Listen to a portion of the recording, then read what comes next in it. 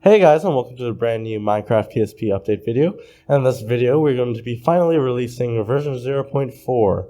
Version 0.4 is the going global update, and it basically is the update that includes all of terrain generation, adds a bunch more blocks into the game, and makes the game overall a better experience. It also adds saving and a bunch of more optimizations and things like that. So without further ado, let's get right into it.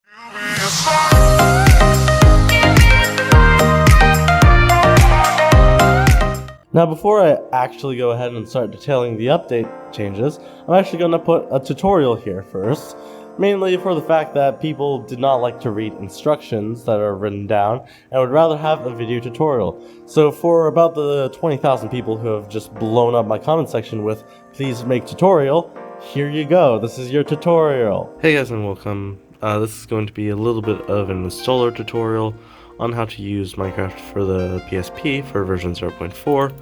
And basically what we're going to do is that we're going to take the installer, which I have right here, and what we're going to do, we're going to double click it. Of course with the PSP inserted and attached, I'm going to select yes here. And basically what we're going to do is, there we go.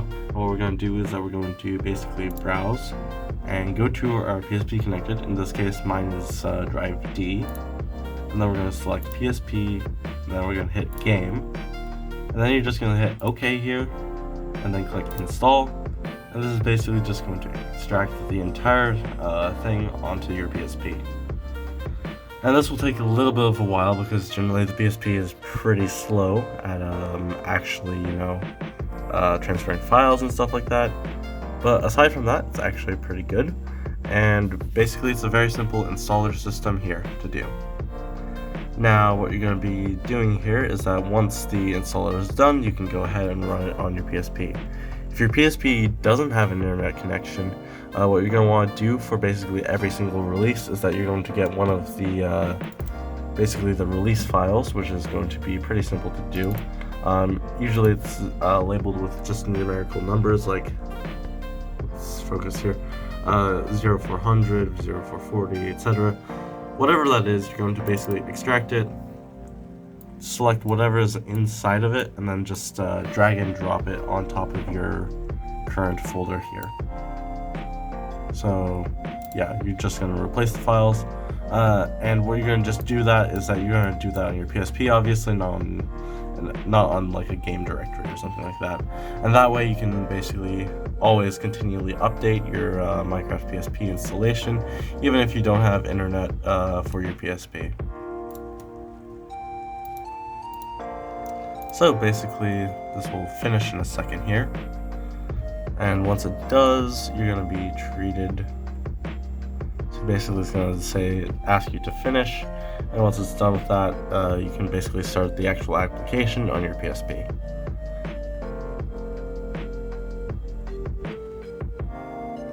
The good thing about this sort of installer system is that it's obviously automated, so if you can basically have a network access to your PSP, you can just update for every single release and it would work pretty fine. So there you go, it's completed. Close the installer and nothing happens there. Then on our PSP here, we can go ahead and go back, and right here you have the installer, or the launcher, sorry. You're gonna have the launcher. Launcher is gonna basically load up onto this little launching screen. Enter your username. You don't actually have to enter a username, and then you're gonna hit enter here. It's gonna ask you to connect to a network. If in case you can't do it, what I like to do is use a phone hotspot and just set it to be open, and that pretty much works. So this is my Samsung hotspot. Otherwise, you can actually still continue by hitting O. It has the version 0.3 release notes, but it's actually running version 0.4. You're gonna hit play, and basically it's gonna launch you up into the actual Minecraft game, and that's basically all you're gonna have to be able to do to install Minecraft for the PSP. And as you guys can see, you can pretty much just load into the default world. Yes, this loading screen tends to be a bit bugged, but we can fix that in the future. And as you guys can see, it's running. It's running on version 0.4 at 60 to 61 FPS. And now it's time to fully detail the version 0.4 update. Now, there's a bunch of different ways that we could do this, but I'm going to do it since the last update, which was version 0.3. And in this sense, we're going to get the grand scale of basically everything that's been added. So basically, what's been added is that we've added about 300-ish blocks into the game, which is a very significant number, and it allows you to do a lot more things with building. We've also made it so that basically you can go ahead and build, and you'll also be able to save your terrain and save your builds. Mainly you do this by pressing start. Start right now doesn't actually exit you out to the main menu due to some certain instability problems, but instead it will just basically hang you in a loop where you'll just have to restart the game. However, this is okay since your progress will be saved, and this is actually going to allow you to basically fully do everything that you want to inside of your world. Furthermore, one of the biggest changes, of course, is that there's actually terrain now. So terrain is a huge system that took multiple patches to implement and took quite a while to design, work, rework, and things like that. But basically what we have now is a fully infinite world generating into the game, where you can have basically biomes for basically almost every type of biome so far.